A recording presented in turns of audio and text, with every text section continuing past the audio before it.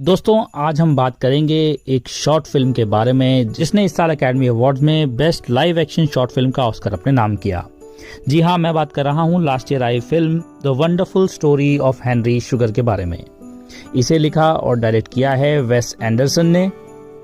ये Roald doll की same नाम की स्टोरी पर बेस्ड है। आज मैं आपको इसकी कहानी डिटेल में समझाऊंगा ताकि आप इस फिल्म को बेहतर तरीके से समझ सकें। ऐसी ही और दिलचस्प मूवीज के बारे में जानने के लिए इस चैनल को सब्सक्राइब करके बेल आइकन को जरूर दबा दीजिए। तो चलिए वीडियो शुरू करते हैं। हेलो दोस्तों, मेरा नाम है अमन और आप देख रहे हैं सिनेमैटिक ज्ञान। Let's get started.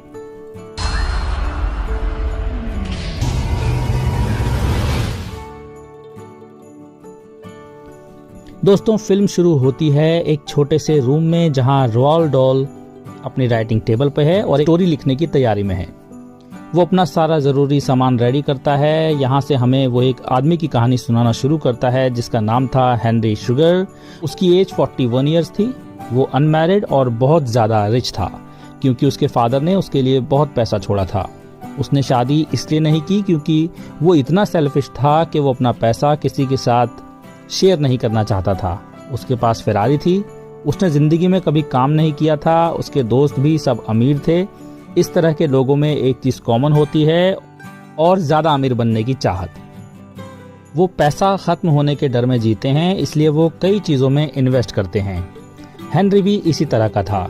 एक बार हेनरी लंदन से country side sir William W के साथ रहने गया। वहां बारिश पड़ रही थी। हेनरी ड्राइंग रूम और फ्रंट हॉल में घूमते घूमते लाइब्रेरी में पहुंचा। तभी उसकी नजर बाकी बुक्स के मुकाबले एक पतली सी किताब पर पड़ी। पहले पेज पे ब्लैंक इंक में हैंड प्रिंटेड था। उसने वो बुक पढ़नी शुरू की जिसमें कुछ जर्नल जैसी चीजें थी। ये थी जीजी चैटर्जी की लिखी हुई, जो lords and ladies hospital Calcutta में हेड सर्जन थे। 2 दिसंबर 1935 डॉक्टर्स के कमरे में डॉक्टर चैटर्जी के साथ 3 और डॉक्टर्स मौजूद थे, डॉक्टर मार्शल, मित्रा और मैकफार्लेन। दरवाजे पे दस्तक हुई और खुलते ही सामने था करीब 60 साल का एक छोटा आदमी, इमदाद खान। उसका दावा था कि वो आंखें बंद करके भी देख सकता है। वो उसे कई बार आजमाते हैं जो हर बार सही निकलता है। पहले उन्हें ये ट्रिक लगी, पर इमदाद ने बताया ये एक ट्रेनिंग से पॉसिबल हुआ है। वो एक ट्रैवलिंग थिएटर में काम करता है और आज रॉयल पैलेस हॉल में उनकी ओपनिंग परफॉर्मेंस है। वो जब भी एक बड़े शहर में जाता है तब वो थॉरली अपनी आंखों में पट्टी बंधवाता है ताकि किसी को ये चीटिंग ना लगे। फिर चैटर्जी और मार्शल उसकी आंखों को पहले कलोडियन और डो से सील करते हैं। फिर डॉक्टर मार्शल उसके पूरे फेस पे 3 इंचेस की बैंडेज लगाता है। इमदाद सीधा उठ के दरवाजे से बाहर चला जाता है, जिसे देख के दोनों डॉक्टर्स हैरान हो जाते हैं। वो आराम से स्टेज भी उतर जाता है और बाहर खड़ी अपनी साइकिल पे बैठ के ट्रैफिक से होते हुए वहां से चला जाता है। दोनों डॉक्टर्स ये चमत्कार खुली आंखों से देखते रह जाते हैं। शाम को डॉक्टर चैटर्जी लगभग 7 बजे रॉयल पैलेस हॉल पहुंचते हैं। शो 2 घंटे चला और काफी इंजॉयबल था। फिर बारी आती है इमदाद खान की। उसने बैंडेज आंखों से सुई में धागा डालकर दिखाया। ऑडियंस ये देख के हैरान थी। बैक स्टेज पर वो इमदाद से मिलता है और उसे उसकी कहानी ब्रिटिश मेडिकल जर्नल या एक फेमस मैगजीन में पब्लिश करवाने का प्रपोजल देता है। इमदाद मान जाता है और अपनी कहानी शेयर करता है। वो 1873 में कश्मीर में पैदा हुआ। 13 साल की उम्र में स्कूल में एक जादूगर की परफॉर्मेंस देख के वो अपनी सारी सेविंग लेके ट्रैवलिंग थिएटर ज्वाइन करने भाग आया। 3 साल में वो काफी बढ़िया हो गया और उसने 3000 रुपए जोड़ लिए।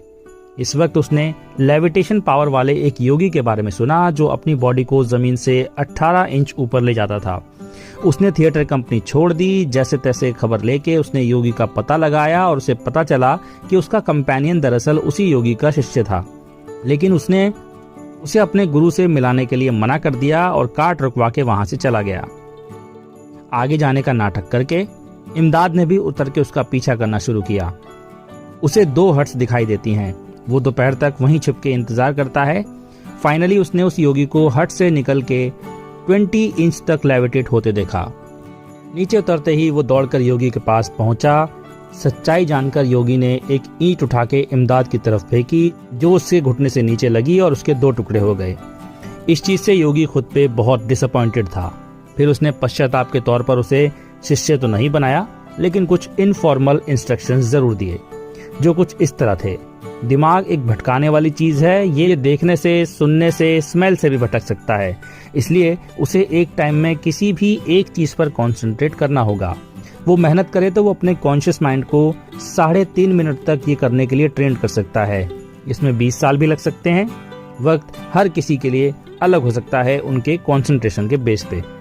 वो रोज शाम अपनी एक्सरसाइज शुरू करता है और अपने मरे हुए बड़े भाई को विजुअलाइज करता है। शुरू में उसे बहुत दिक्कत होती है, पर 5 साल रोजाना प्रैक्टिस करके वो बिना फोकस खोए 1.5 मिनट अपने भाई के चेहरे पे कंसंट्रेट कर सकता है। इससे वो कुछ जादू दिखा के पैसा भी कमा लेता है। फिर उसने ये एक्सरसाइज कैंडल के साथ करनी शुरू की, जहां वो कैंडल को 16 इंच दूर रखकर उस पे कंसंट्रेट करता है। 34 की उम्र तक वो 3 मिनट तक कंटिन्यू कंसंट्रेट करने लगा। यही वो टाइम था जब उसे बंद आंखों से चीजों की आउटलाइन भी दिखने लगी। उसने आंख पे पट्टी बांध के पहले प्लेइंग कार्ड्स और फिर मैप्स पढ़ के इस स्किल को बढ़ाने की कोशिश की, जिसमें उसका 60% सक्सेस रेट था। ये सब 8 साल तक चलता रहा और अब वो फाइनली ब्लाइंड फोल्डेड एक पूरी बुक पढ़ सकता था। फिर यही उसकी मेन परफॉर्मेंस बनी। ऑडियंस ने प्यार तो किया, पर फिर भी किसी ने, और यहाँ तक कि पट्टी बांधने वाले डॉक्टर्स तक ने नहीं माना कि ये जेन्युइन है। पर इमदाद के अकॉर्डिंग इतने वक्त बाद कोई दूसरी चीज होती है जो ये सब देख पाती है। वो कहानी सुनाता हुआ थक चुका है।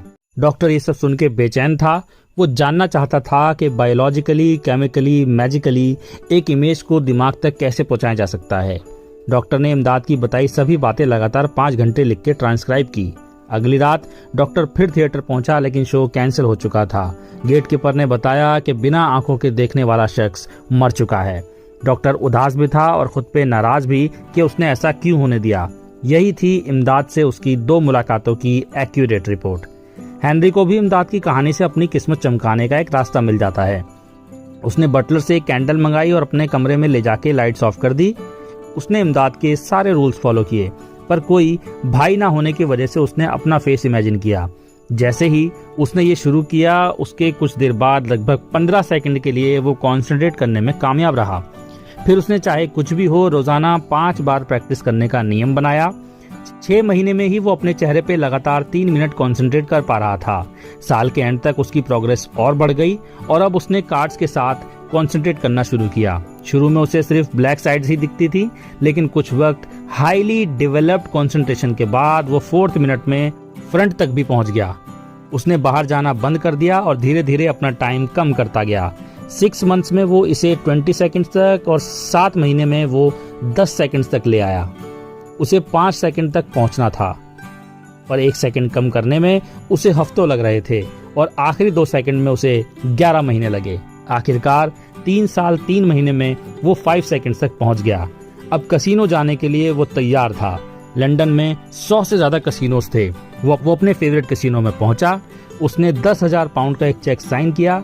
उसने सीट ली और उसे एक आदमी ने 25 चिप्स दी। उसने डीलर के शो में टॉप कार्ड देखे लॉर्ड्स हाउस का मैक्सिमम स्टेक यानी 200 पाउंड लगा दिए। वो अपनी पावर का इस्तेमाल करता है और एक के बाद एक बाजी जीतते हुए महज 1 घंटे के अंदर 30,000 पाउंड कमा लेता है।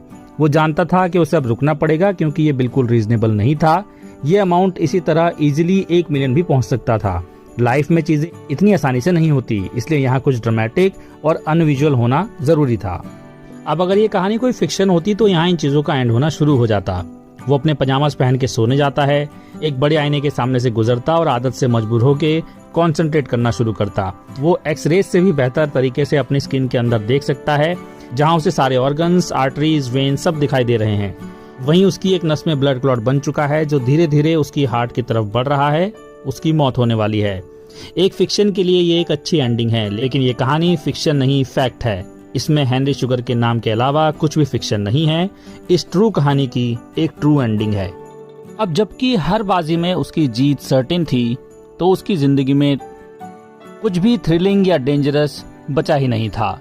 इस पावर ने उसका जिंदगी की तरफ नजरिया ही बदल दिया। वो अगली सुबह उठा, लेकिन सब कुछ होते हुए भी उसमें पैसे की चाहत नहीं बची थी। उसने अपने नोटों को बैल्कनी से नीचे फेंकना शुरू किया। आसमान से नोटों की बारिश होते देख लोगों में भगदड़ मच गई और लगभग दंगों जैसे हालात पैदा हो गए। एक पुलिस वाला उसके अपार्टमेंट में पहुंच के उसकी हरकत के लिए उसे धमकाता है और समझाता है कि चैरिटी करने के और भी बेहतर तरीके मौजूद हैं और इस तरह तो बस केओस फैलेगा। इन्हें हॉस्पिटल्स और अनाथ आश्रम में यूज करना चाहिए। इस बात ने हेनरी को झंझोर दिया। फिर उसने दिमाग लगाया और फैसला किया कि अब वो कैसे नए सिरे से चीजें शुरू करेगा।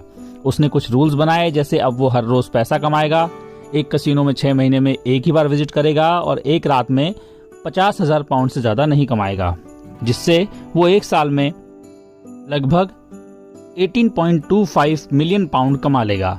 वो अलग अलग शहरों में हॉस्पिटल्स और ऑर्फेनेजेस बनवाएगा। ये सब करने के लिए उसे एक भरोसेमंद आदमी चाहिए होगा जो इन सब पैसों का हिसाब रख सके और उसे सही जगह पर भेज सके। उसने अपने फादर के अकाउंटेंट जॉन विंस्टन को अपना अकाउंटेंट बना लिया। टैक्समैन की वजह से जॉन विंस्टन स्विट्जरलैंड शिफ्ट हो जाता है। एक साल बाद हेनरी ने लगभग 120 मिलियन पाउंड जॉन के पास भिजवाए, जो वहां उसकी बनाई Swiss company Winston sugar LLC के नाम पर डिलीवर होने लगे। वो अपनी आइडेंटिटी हफ्ते में कई बार बदल लेता था। जॉन को भी पूरा आइडिया नहीं था कि हेनरी कहाँ है। 63 की एज में पल्मोनरी एम्बोलिज्म की वजह से हेनरी की मौत हो गई, जिसका उसे अंदाजा भी था। उसने लगभग 20 साल में अपने प्लान पे काम करके 644 मिलियन पाउंड कमाए, 21 वेल एस्टैब्लिश हॉस्पिटल्स और अनाथ आश्रम बनाए, जिनकी देखरेख जॉन और उसका स्टाफ करता है।